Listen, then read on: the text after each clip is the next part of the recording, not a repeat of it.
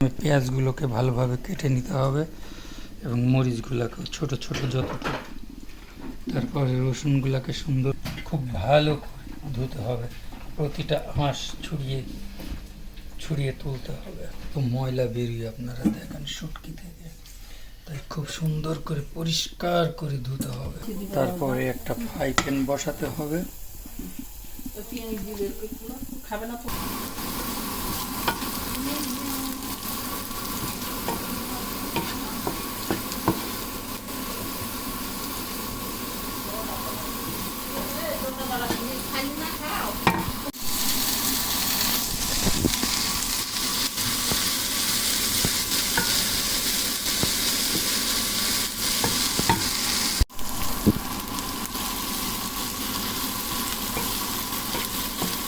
তুলে রাখতে হবে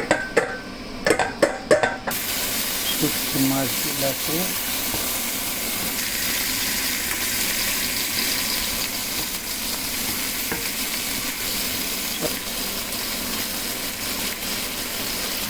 পেঁয়াজ রসুনগুলো এর মধ্যে দিয়ে দিতে হবে।